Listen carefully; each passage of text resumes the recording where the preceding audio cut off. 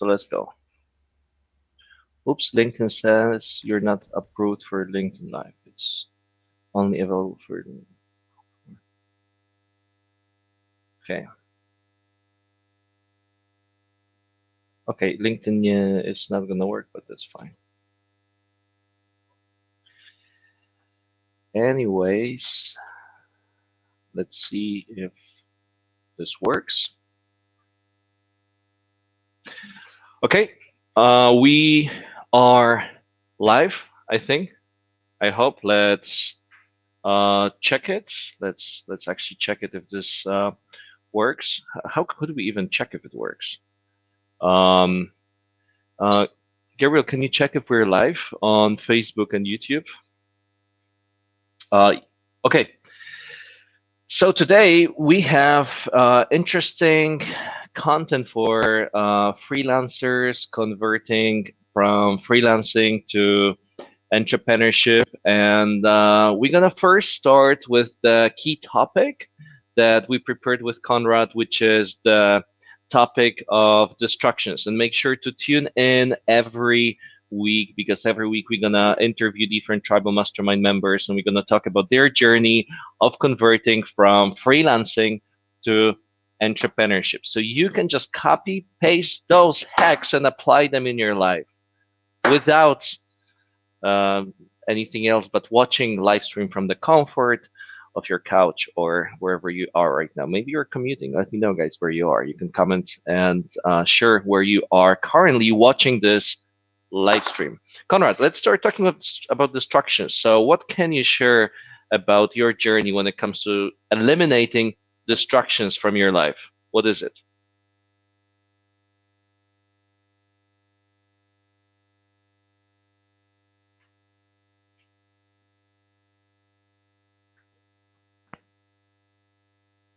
I think you're muted, Konrad.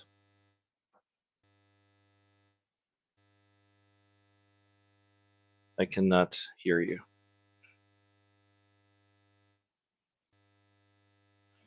Can you guys hear him?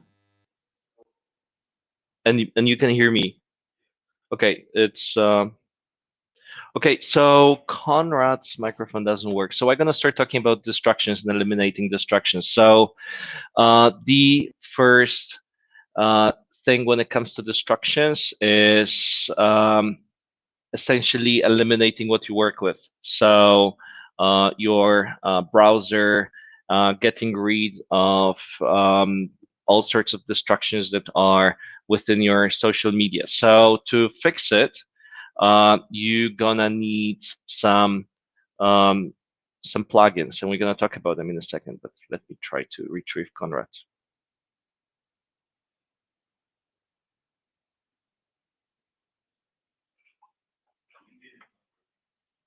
Yeah.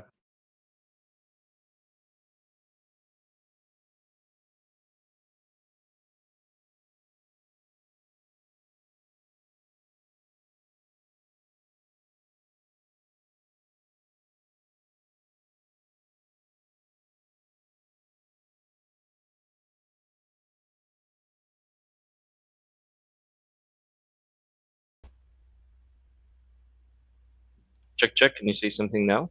What? One, two, three.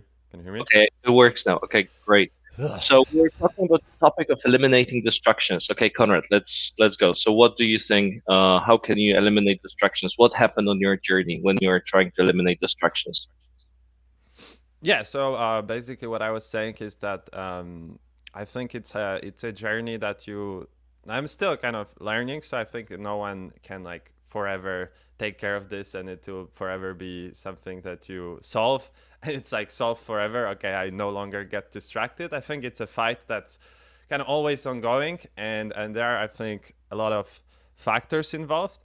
Um, I think I think that the one main thing that I've understood, and especially recently, and I watched this guy near Eli, who wrote this book Indistractable, and I think basically his premise, and he challenges a lot of kind of ideas about distractions, is that in his mind, distractions do not come from external things. So so like social media and the pop-ups and all these things we do, or like stay on chat, these are kind of like symptoms, and this is where we escape. So this is the distractions we take, but if we didn't have them, we would take something else. The distractions come from internal.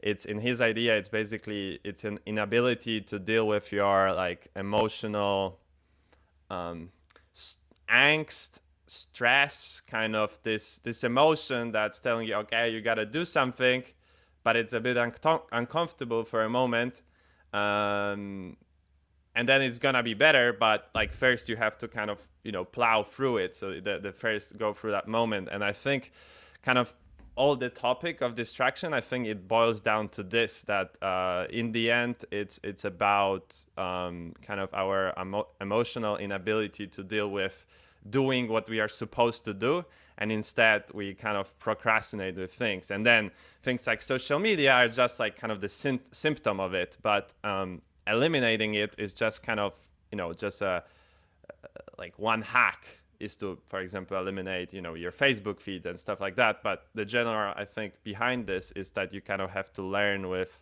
I think you have to learn to do the hard things and kind of learn to understand what the what your body tells you when you feel the difficulty, that it's not like anxiety, it's just this kind of like a barrier to entry, that okay, you have to go through this like 5-10 minutes of like uncomfortable feeling, and then what your body then you're gonna kind of be in the flow. So I don't know, what do you think?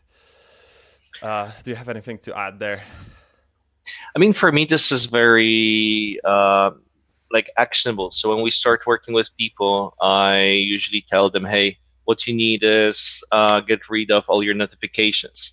What you need to do is get rid of notifications on social media. What you need is to make your environment make you focus on work. And usually for me, this is pretty actionable thing that people can just learn and implement right away. So Chrome plugins that are limiting certain notifications. That would be really the first and easiest thing to do. Then creating your agenda and your schedule in the way that you don't have to actually schedule anything again. You don't have to think whether you're going to be doing something tomorrow or not, because every day is scheduled in the same way. So actually, this is a default. It's a default system that you have there, that you just wake up and you know exactly what to do, and you know that tomorrow is going to be exactly the same, and the day after is going to be exactly the same. And maybe the only derivative of your daily agenda would be the weekend, where it might be slightly different, but then normally you would try to, and this is what I aimed at, and this really slapped my out of my comfort zone. I used to have the gym scheduled every day at 6:15 p.m.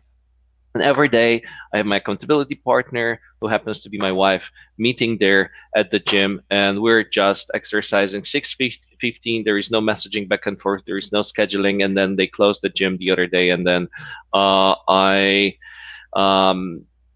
I was like, oh, now it's everything got so much harder. So scheduling things as a default would be for me the second thing. Every week, every day, the same. The more similar, the better. So this is really the second way for me to, get rid of the distractions. And before we get into more into like the tips, I think maybe let's backtrack slightly, and I will ask you a question there. It's like, I think the most important thing to establish maybe for people watching is that why they should care about eliminating distractions. Like, why is it important?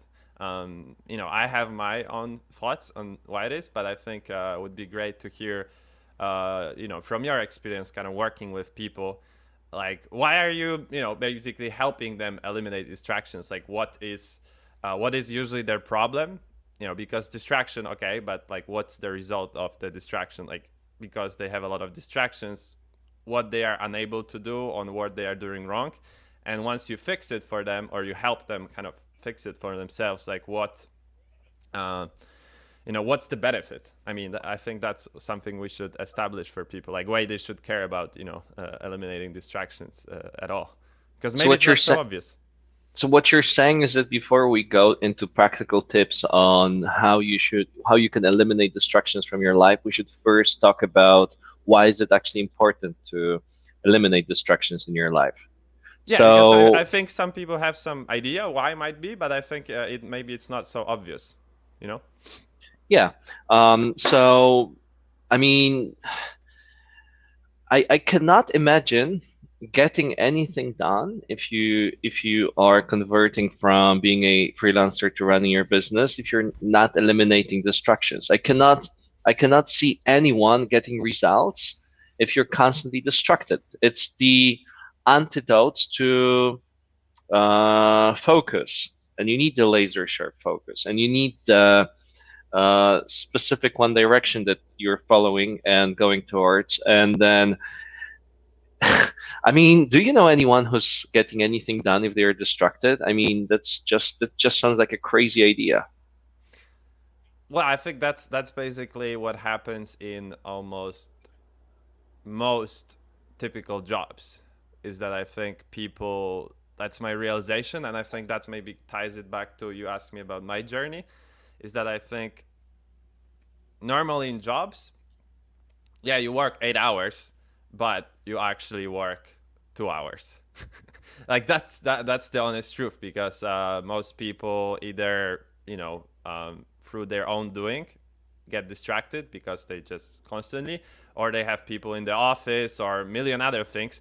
So basically the number of hours, and you could probably read that more in the book of like deep work, or there's a few other good books about like deep work.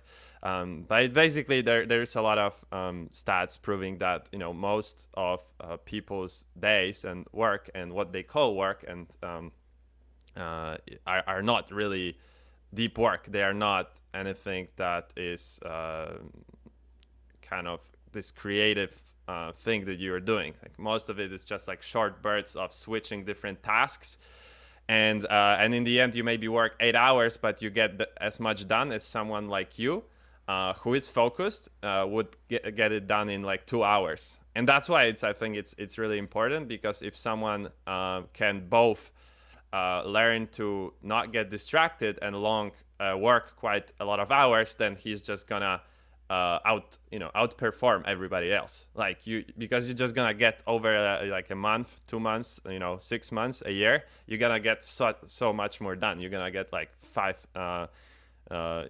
times more work done than the person who gets distracted. So that's kind of how I'm looking at this. Right. So when you're running a business, this is extremely competitive. So you cannot compete with others who are less distracted than you are. Is it? Mm. What do you mean? You cannot compete with others who are less distracted. Yeah, like if Right. it's one of the sources of competitive advantage, I think. And this is a big premise of all those people that talk about distractions. They are like, it's just this. It seems like a simple thing that you can do to just basically outperform other people, because most people don't have the focus right now, because you have to control your environment, you have to be able to control, like as I said, emotional state, kind of think about it in the beginning, and most people just don't, because as an example, they work for other people, and they are kind of tied to the way, for example, the office runs or the way other people work. So they kind of go along with how other people do things, and no one really thinks about it. But I think it's one of the most important things that you can do to really kind of increase your growth rate as a person. You mean what you're saying is one of the best things you can do to improve the speed of your growth is to eliminate distractions. Yeah, because that, as you said, increases your focus. It's kind of like eliminating distractions is an antidote to. Um, no, it's not antidote, but it's basically equals focus, and Hmm. focus basically gives you ability to do deep work. And if you do deep work, well, like as the name says, you do, kind of more quality and more work done in the same amount of time. I mean, that's kind of for a lot of things, especially in business, and I think we can tie it to business. I think a lot of things in business require deep work because it's not something, you can reply to email like quickly and not really think about it. But if you want to build systems, hire people, fix your website, think about your, kind of sales pitch, build your training, a lot of those things, like you can't do that in like just those 15-minute bursts of like, hey, I'm gonna sit down and work on it for 15 minutes. I think that's how you can tie it back to business, right? Okay, so I just gonna be making Obsidian notes in here because we tend to have those fractal conversations a lot. So we are going to be getting, if within fractals of fractals of fractals of potential topics in here, and then later I just want to have this written down so you guys can have a visual understanding of where the hell are we right now in this conversation if we're gonna derive too far.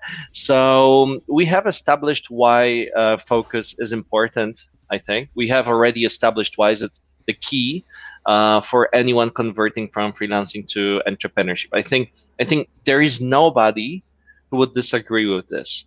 And like I don't think there is anybody who would disagree with this at this point of the conversation. So shall we now talk about the specific ways of eliminating distractions, Mm. or not? Or not? I don't know.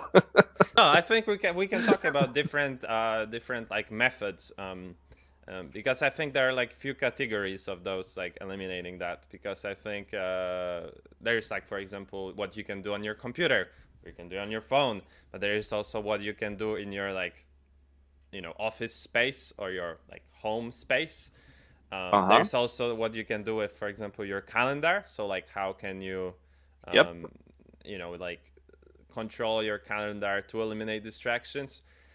There is also like for example, like planning, so like using some journals and stuff, that also I think is kind of a part of it. So there's, I think, a few categories of that, and maybe there's a few more. I mean, you might have some ideas.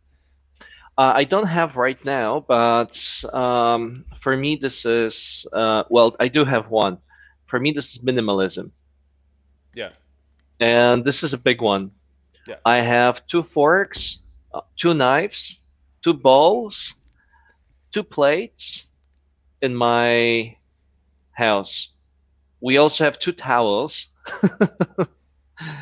and yeah, this is pretty extreme minimalism. But I literally don't see the reason to have more things in my apartment. It's almost empty.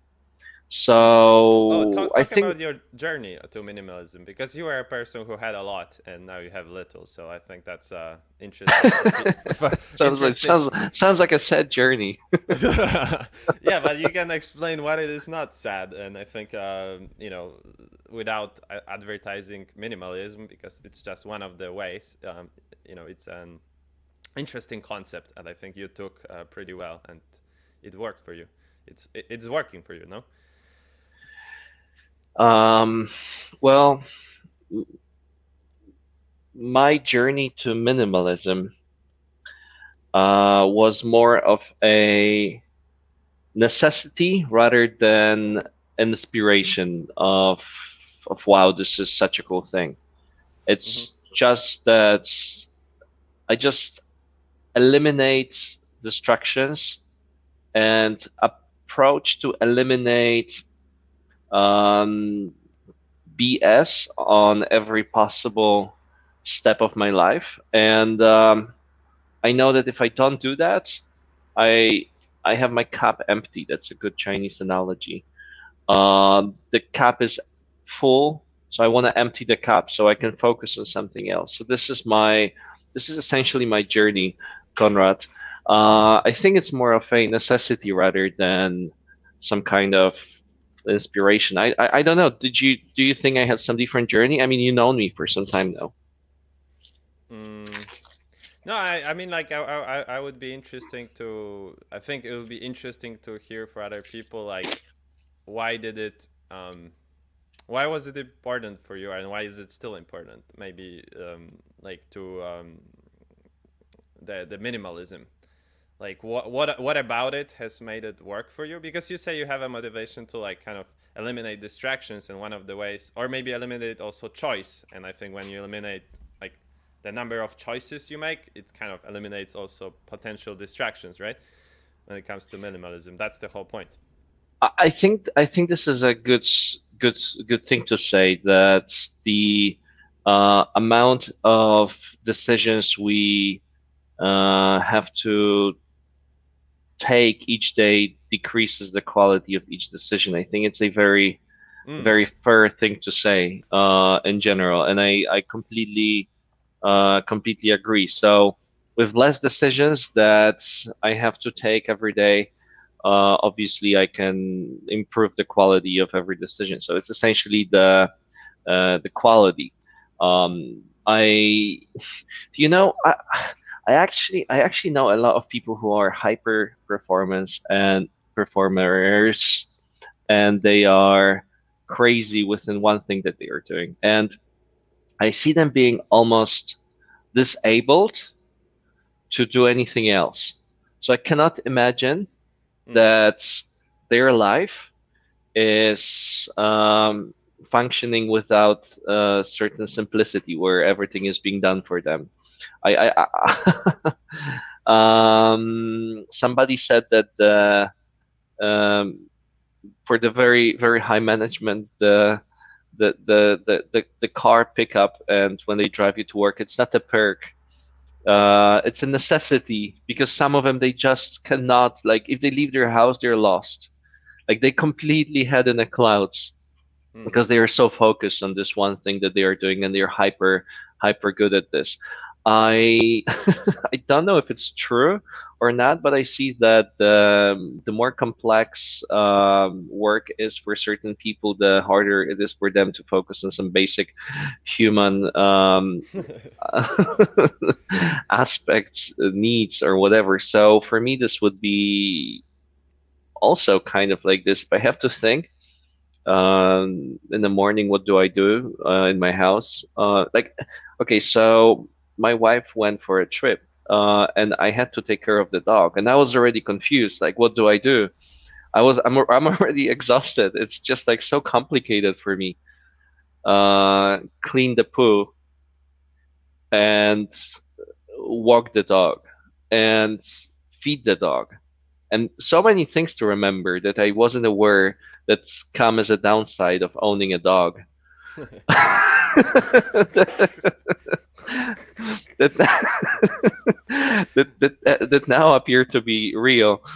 No, So but that's a great. I think once you said this great sentence about minimalism, I think ties it to this is that you said that it's not about just when you buy something or you own something, it's not about just the initial cost of it, but it's also about the cost, both mental and maybe money and other stuff of kind of maintaining it and keeping it, right? Like you think about it, so someone doesn't steal it, or that you have to use it, because if you don't use it, then it's kind of it's wasted. So talk about that. I think you have a good opinion on that as well, right?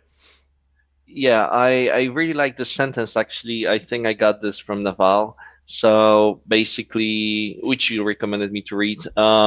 So basically, the sentence was that with everything you own or have comes good and bad things. So, what are good things that come with you owning a PlayStation?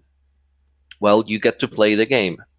What are the bad things that come to you with owning a PlayStation? Well, you have to fix it when it breaks. You have to swipe the dust from the surface. You have to protect it from your dog so it's not going to eat your cables.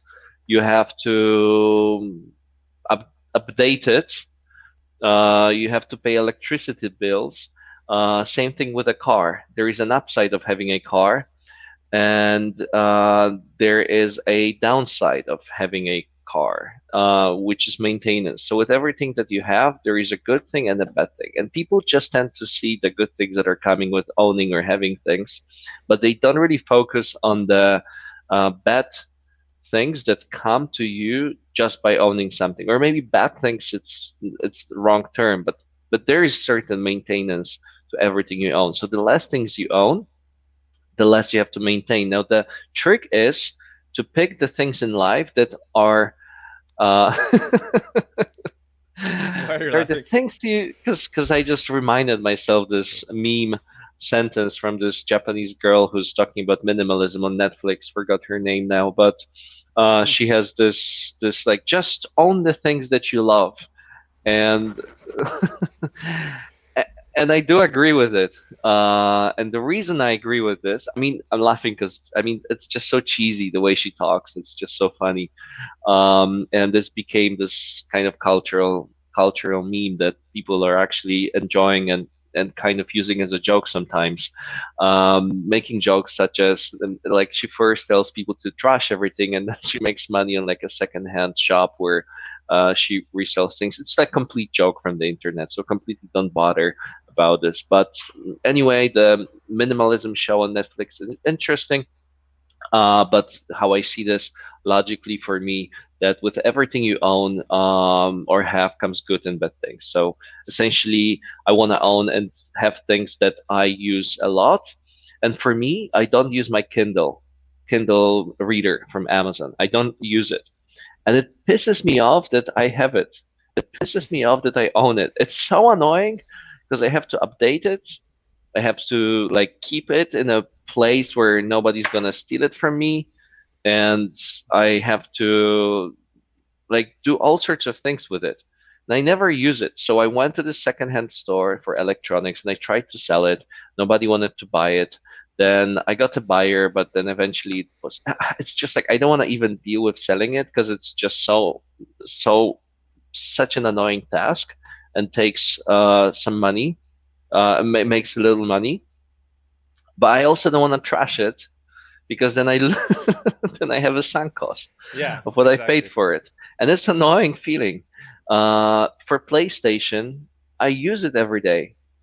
Okay, so I it's great. I'm willing to invest all the downside maintenance into it, but for the Amazon Kindle that I don't use, and don't get me wrong, because now I seem like a person who plays games and doesn't read books. I do listen to audiobooks and physical books. I just cannot get used to the freaking Kindle. Mm. I, I don't know if it's just me or, anyways. That's my point. With everything you own comes good and bad things, Mm. and that's the reason why you should have less things and good quality things. And when you buy something like ultra expensive of a high quality that you have for your life. Example, buy an expensive suitcase, unless it's 2021, because you're gonna travel a lot throughout your whole life. Um, and headset. I mean, this is an expensive headset for about $300 or something. I don't exactly know that, but something around this amount. And I mean, I use it every day, and I maintain it because I use it every day. So what's Yeah. important for me? A good suitcase. Um, I mean, it's astronomous $3,000 for a Remova suitcase, but you're gonna use it all your life. It looks awesome. And you can like push it and sit on it, and the wheel's not gonna break. You can just like hover over the airport. Mm. Um, and By the way, people, if someone's watching and they want to ask questions, then feel free to add comments. We will see it, and then later when you have some Look, time at the end. there are a lot of questions. I'm not sure if you're seeing them, Oh, because we are streaming it to different platforms, so I can see here comments and questions from YouTube and from Facebook. So, now I see it. Okay. One thing I wanted to just kind of finish this part off with that I think it kind of goes back what you said about the sunk cost and all of that is that I think it's more about it's not about like really subscribing to minimalism. It's one of the ideas, but in general I think it's about uh, in general about those distractions. It's about intentionality. So it means like basically thinking about like planning your environment, thinking thinking before you buy something, like twice. So it's not like, oh, it looks nice, but like thinking, okay, but if I buy this next in 10th t-shirt, then it's gonna stay in my wardrobe, and then I'm gonna feel bad that I don't wear it. Can I interrupt you, Konrad? I have a Yeah. great framework for this because I was actually thinking about this. So I was actually thinking about the process of buying decision before you buy something, and I think it's a great framework. Actually, John has suggested me this, and I think it's a great framework. Um, when do you know you should buy something? If you have been using it for the past, for example, month, 1 month. Let's say if I have been exercise, so we they closed the gym. We did set up a gym downstairs in the garage of our office now. So we just got some basic equipment from one of the guys who work at the office here. We got some basic equipment from his house, and he said he's not going to exercise himself. It's even more motivating if we bring it to the office. So we started exercising at the office. We had the first 2 sessions. Now my question is, do I invest into more equipment, more exercise equipment for me and people at the office? And my thought process is, yeah, if we are actually exercising there, if we're actually going downstairs a few times per day, a few times per week, then it makes sense to invest into more equipment. But if we're just gonna do it once or twice, and then we're like hyped because we just like saw people looking good on Instagram, which by the way you should not do ever because it just brings you bad feelings and puts you back in the shame energy levels. But assuming that we were just hyped for a bit and we were like, wow, let's exercise, but we don't do it, then it's just stupid to invest in equipment. And that's why you have people with gym equipment at home that they're not using. So have some friends who bought expensive cars, as in like sports cars, um, without mentioning who and brands. But um, the the point where they bought those cars was after they were renting sports cars for a year, and then they were like, okay, I'm spending more on renting sports cars every month. It's cheaper for me now to lease one. So that was the thought process. That makes sense. So I think the thought process when it comes to buying something is: are you actually paying for renting it before? And now the cost of buying it would be lower than the cost of renting it because you proved yourself that you've been renting it for a year now. So now you could commit to the next 2 years of leasing, for example. So that's the basic framework of this. Yeah. Basically, just don't get carried with the initial kind of Hype. spark of hype. I mean, I'm for example have an example that I wanted to learn guitar and I still want, but I bought it before I established a habit. But I mean, the problem with guitar is that I would have to find someone or somewhere to actually play it if I don't have it. But it's a good example because I haven't established the habit, and I bought it, and it's now been sitting there. I mean, sometimes I have this motivation to, okay, I'm gonna learn it, but I haven't established like a habit of actually using it, and all the time I'm looking at it, I always feel bad that I'm not learning. So it's a perfect example That's example exactly it. of what not to do. Exactly it. And then the opposite example, what you should have done is uh, get a guitar teacher who's teaching you how to play guitar, and then you're learning it from him, and he's or she is coming to your house, and you guys are playing guitar, and you're using his or her guitar. Yeah. And after like I don't know 20 sessions, you're like, yo, I would probably you take advantage of having an actual guitar so I could exercise while my teacher is not here. So that would be the good uh, example of doing it in the right way. And there, I think the same. So we tie it back to business. I think there is the perfect example also, and you taught me this in business. I think is that now you have all these apps online, all these possible apps for everything, for automating anything and making life easier and anything. But I think you had a good kind of concept about it, that if it's not, if you haven't figured out like the manual process and you haven't tested it properly for a while, like do not automate something, because you're just basically chasing this like cool shiny object. But if it's the process is not optimized first manually, and you don't know what the full process is, then buying an app is only gonna create more problems than it's gonna solve. And I Yeah, think and I it's a think it's huge great. problem right now, right? Because there's so many apps for everything. I think this is great, and I think this is so we can have a simple sentence for this as well. Don't automate something before it's proven to work manually or whatever. So, example, uh, at the beginning, if you're building your CRM system and you're just by yourself, at the beginning you probably don't need anything more but a Google spreadsheet, which is free for you to use, and you can pretty much adjust it in any way you want to. And this way, you are basically building your system. And then once you're ready and you understand how your system works, then you're ready to. And then once you have this thing proven, and it's just too much manual data entry, then you are automating it. So that's the um, basically the bottom line of automating things. There is no point automating something that doesn't take too much time with the manual work. That there is just no point, and people are so hyped about automation. Yeah. But automation. Let's say you're trying to build automation by yourself, and you're not a developer, but you are a relatively intelligent person who can figure out how to use Zapier. So you are like, okay, this is Google Sheets.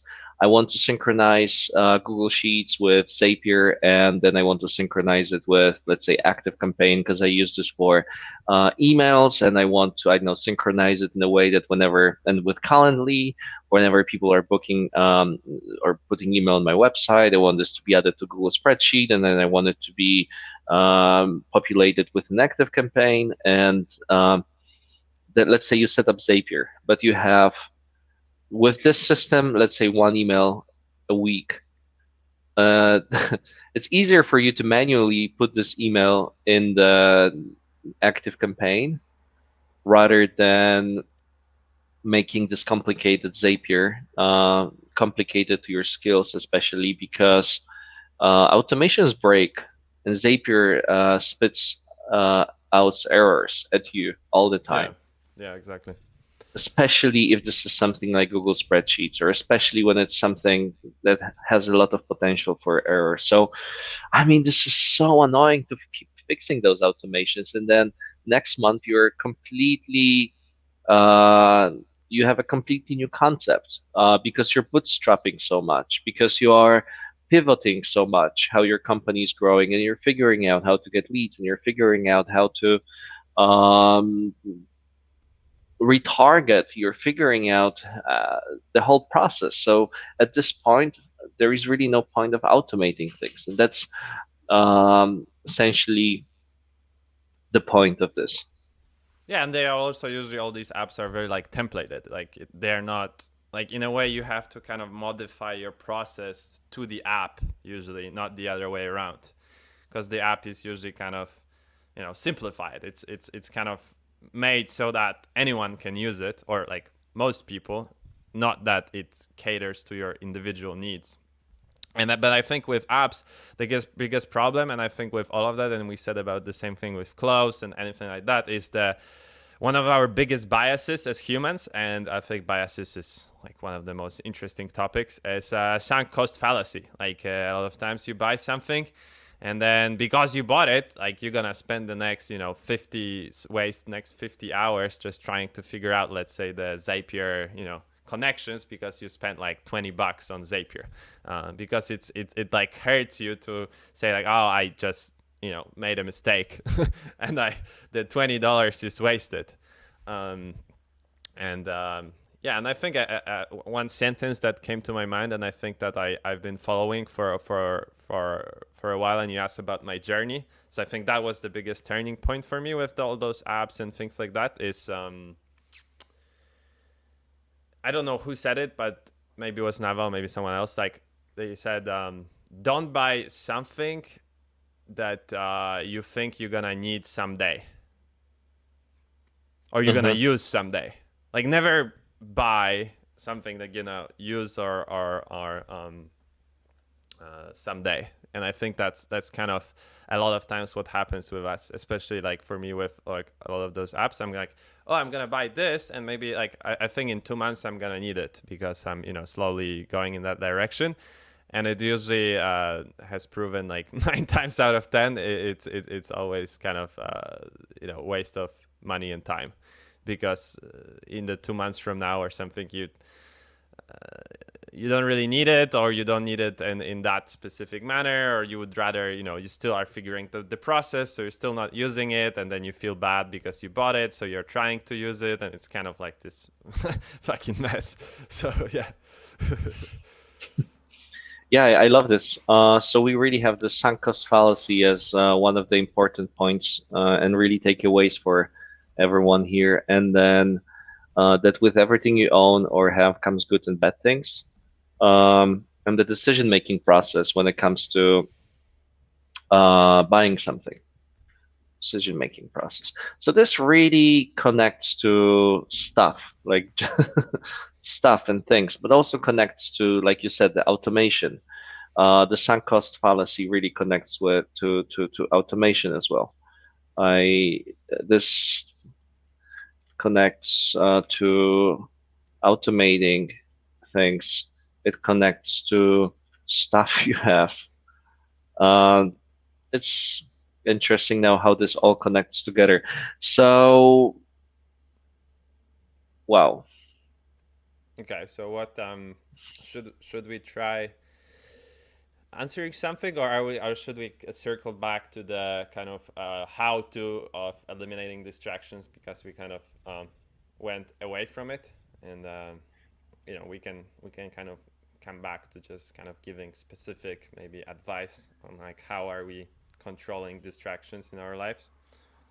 Um, Us reading comments now is a great antidote to the whole topic of not getting distracted. But let me let me just go through it.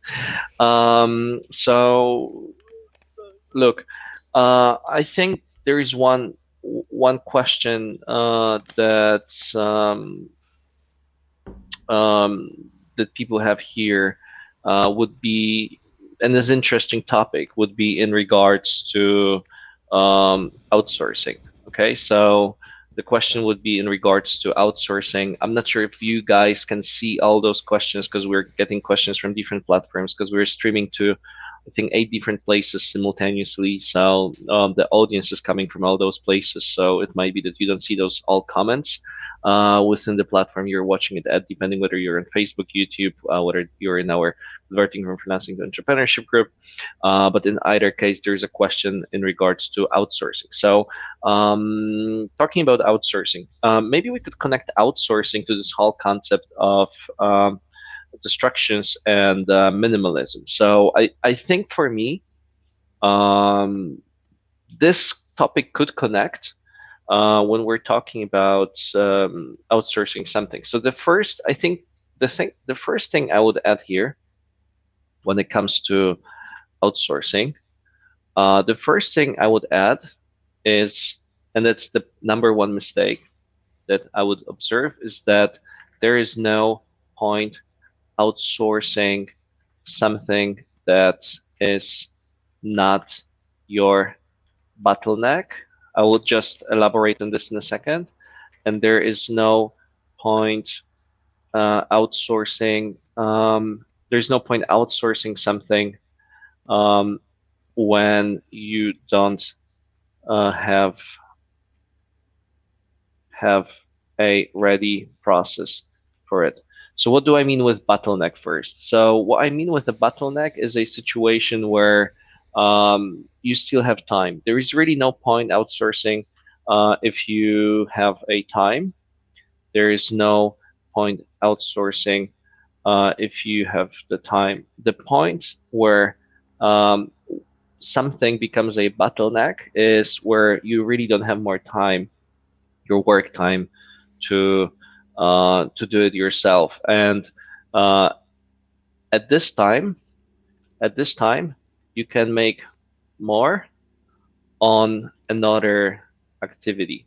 So the mistake is that people think that they will just outsource something, and at this time they will dance salsa or do something. I mean, it's great to have time for yourself, but I think this is a big misinterpretation of how outsourcing works. The point of outsourcing is that you give a task to someone because at the same time you can make more money doing higher dollar task that generates more value for the business, that allows you to basically pay for those people that you're outsourcing to. So an example of cleaning the house or cooking would be that from the pure business and money perspective, I'm not talking about hobby, passion, or uh, your meditation process while you're cooking, because I do experience, let's say, meditative state when I'm cooking, and I absolutely love cooking, and I can just cook all day, and especially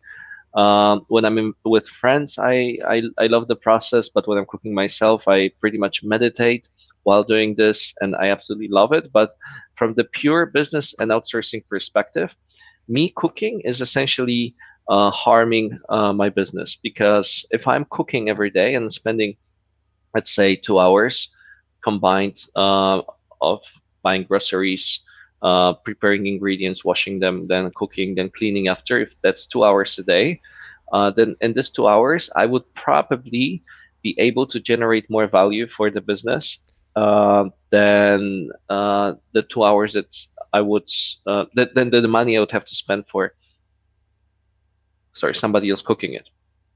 Hmm. That's the bottom line. I have a question for you there, Matt.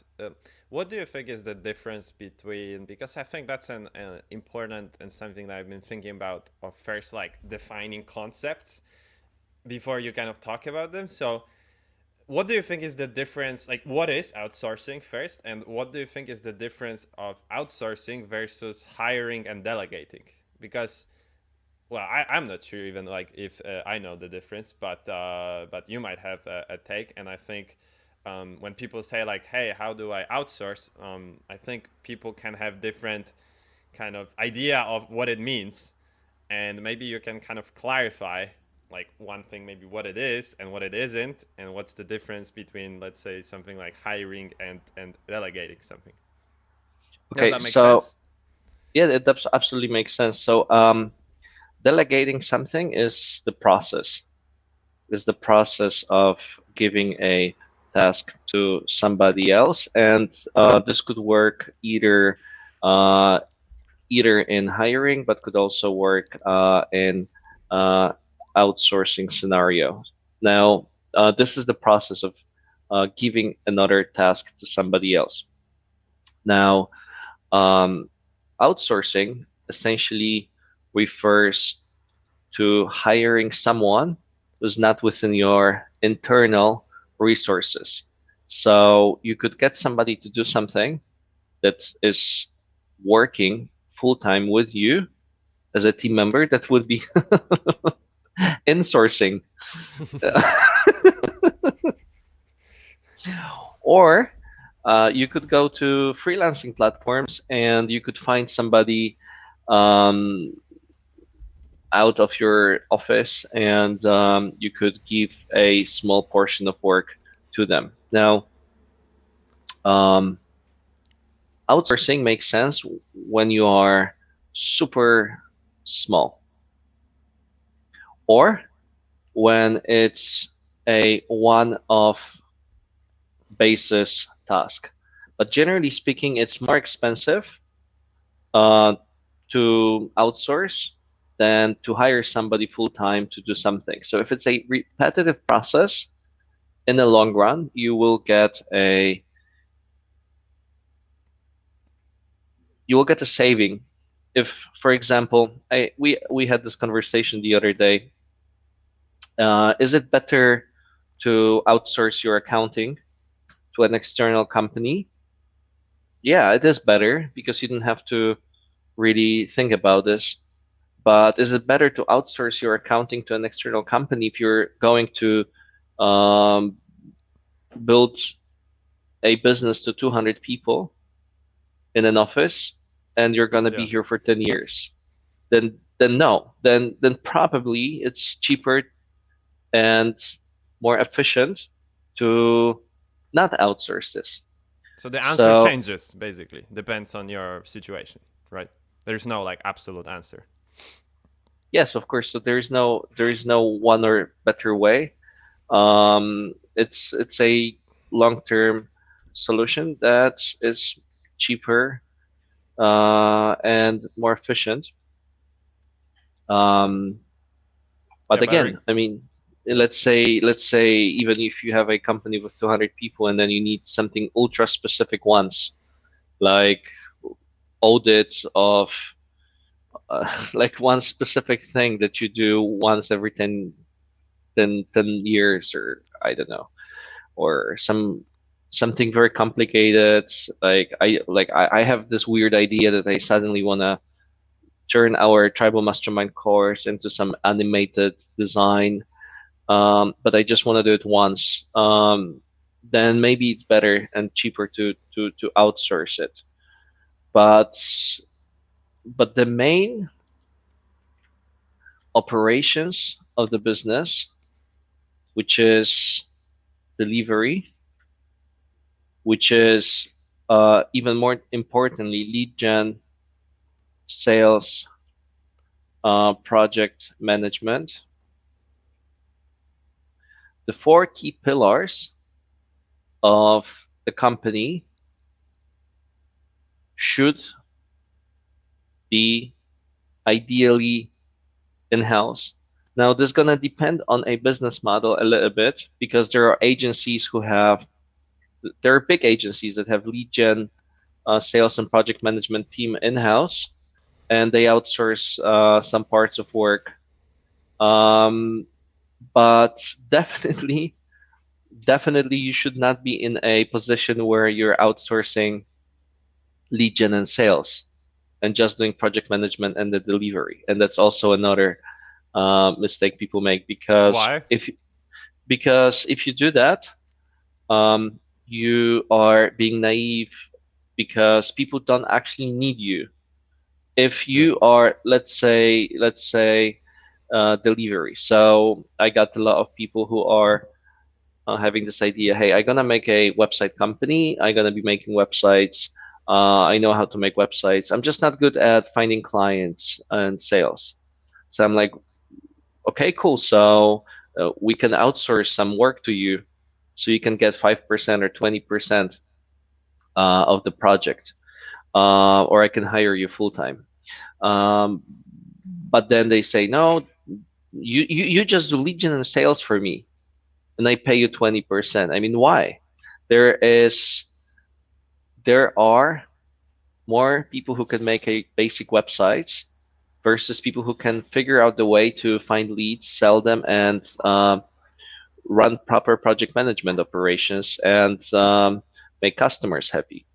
Um, lead MMA, money making activities, and CS, customer success, are generally speaking harder unless people can do that. So there is a uh, supply and demand um, relationship that shows us that um, if you're in delivery, you're in kind of a lost position because people can just come to you, sell, and outsource to you. Um, Unless you do something super unique or like extremely high skilled that there's not many other people who can do it. Many, then yeah, maybe that's the only exception. But I think yeah, you're touching on very good points. That I think these are like two biggest misconceptions to these things. I think one is that a lot of people think, especially freelancers and people who are not in business, think that the delivery is this most important part. And yeah, like finding clients, sales, like yeah, like who cares about that? Like we can just find somebody.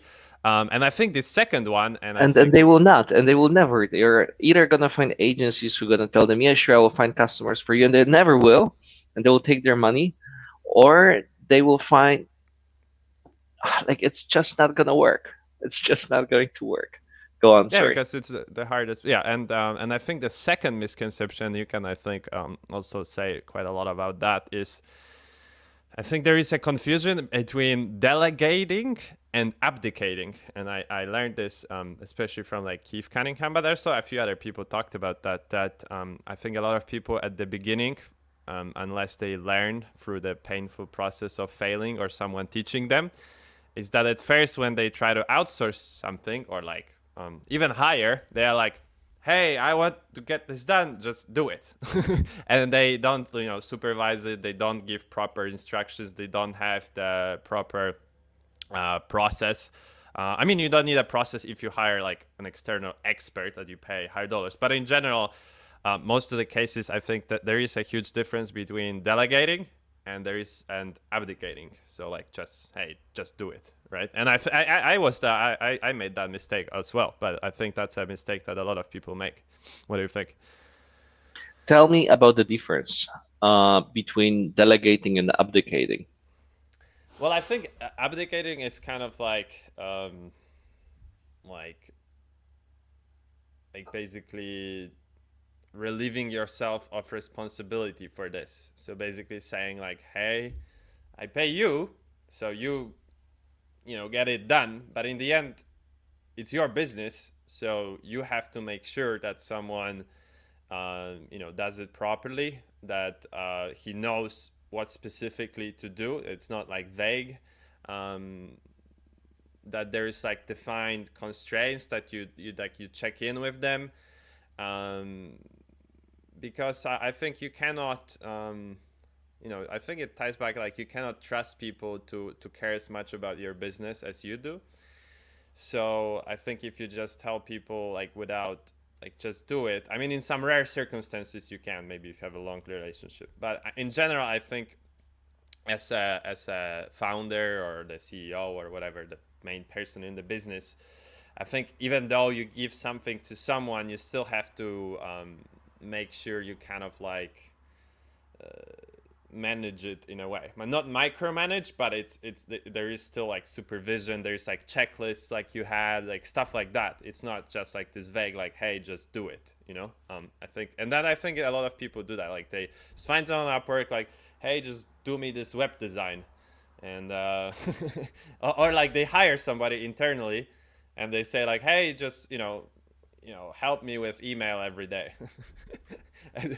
It doesn't work, right? Because it's not effective. So I think there is a process of this. There needs to be a process. The largest mistake people make is that they think that, hey, I'm just going to tell you to do it, and they expect that people will do it. But people will not do what you expect, and that's surprise, surprise. They're not going to do what you expect. They will do what you inspect. Inspect. Yeah. And this is the difference. Not what you expect, but what you inspect, and that's the trick. So you need to inspect. So how do you do that? So you show somebody how to do something, and the best way of doing so is making internal course for your team, where you're recording every Zoom call with the team, explaining them new things, adding this to the course. There is an internal course for the team. They're going through the course. They understand everything, how things are done. It's obviously a screen share where things are being shown on the computer, how they're being done, and then they watch it, then they go through it, then you check. Example, sales calls.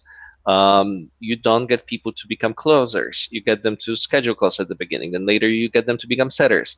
Then you get them to become closers. So they have to understand part by part. Now, throughout the process, for example, of setting calls, you need them to record every call. You need them to you need to listen to those. You need to review those. You need to feedback those. You need to inspect those. Then you need to improve and improve. And it's then this Japanese concept of constant improvement happening in there. But the general structure is step one, training. Step two, you do it with me together.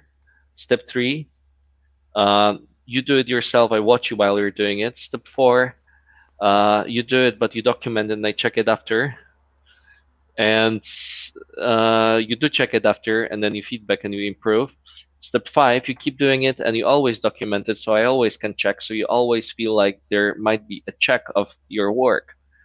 And that's, let's say, a basic structure Mm. of One more. giving tasks to someone. I think there's one more, and you taught me this, and I think it's also a big one. Is that I think for the most things, and especially for lead gen and sales, and I think that's a big one. But I think for a lot of people, things, do not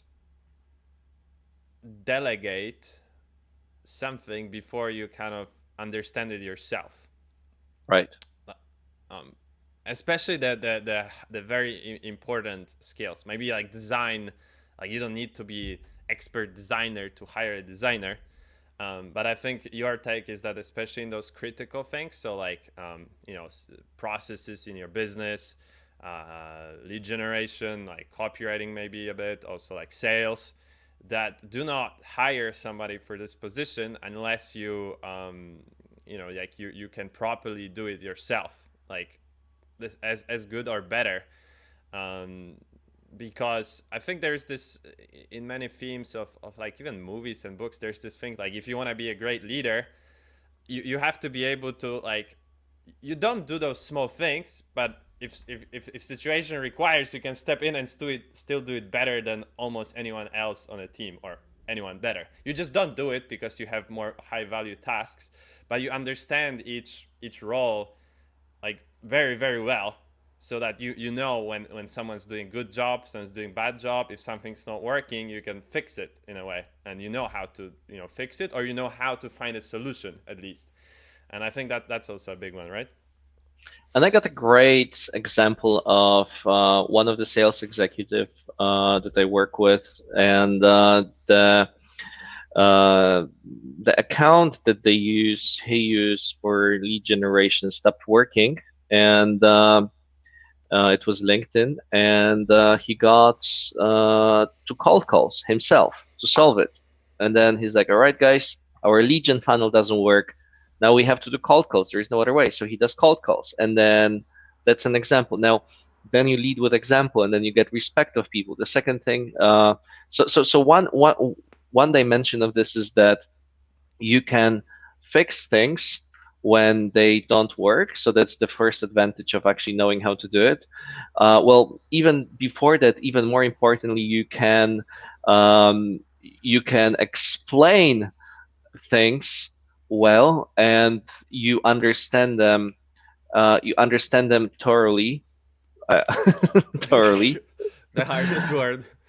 And yes, and the last thing is you get respect of people. Like, I mean, I don't think people really respect you in the company if you don't know how like you don't know how to do things. Like, imagine if I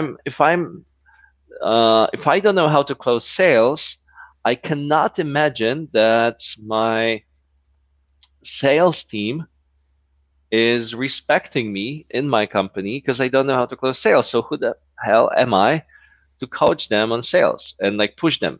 So, well, I mean, there's this ego aspect of this, because at the same time, at certain growth, you cannot be the best at everything, and you probably cannot know everything. But I mean, you still have to be the hardest fighting player slash warrior in your company. Otherwise, I don't really see much respect from people.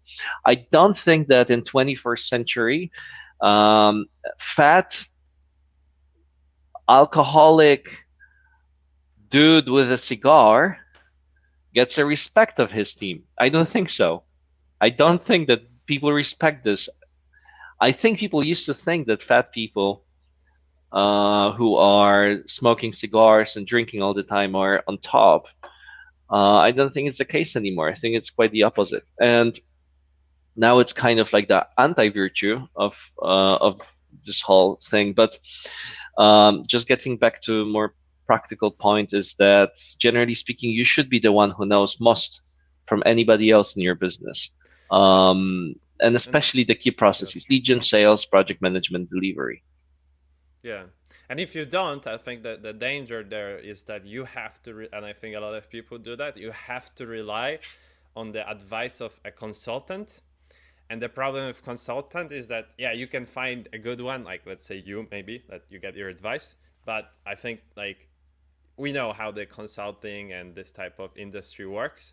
And in, probably like 80% of cases, you're just gonna get, sold on something or overpay by a huge margin, or someone's just gonna sell you some basic advice for some big money, and it's not gonna like in the end fix, or maybe even worse, it's gonna push you in the wrong direction because you don't know if it's true or not. And I think the big one there is that, as you said, it's not about, I think, knowing, being an expert in all of those, but I think you have to just have like this fundamental understanding. And there is a difference. If you understand, like, it's the same with like mental models and stuff. Like, you have to know enough to know, like, not specific tactic, but you have to know like why something works, why something doesn't work, how to find a solution. And I think this is about understanding something like fundamentally, but it doesn't mean that you have to be like the best at it, or I think so. Yeah, yeah, I do agree. And yeah, I had some point, but I forgot what it was. No, but Mhm. I think it's about, because like tactics keep changing and things like that. So like maybe now you have to, I don't know, for lead gen do LinkedIn, and the next few months you have to do Instagram and things like that. But the fundamental kind of knowledge of like how do you find clients, like how sales work, how lead generation works in general, like what does it take to find a client, and in general, like how do you find them. This doesn't change, right? Like some fundamental laws of lead generation and sales, that if you kind of did it, you put the hours in it, like you did, for example, in sales, lead gen.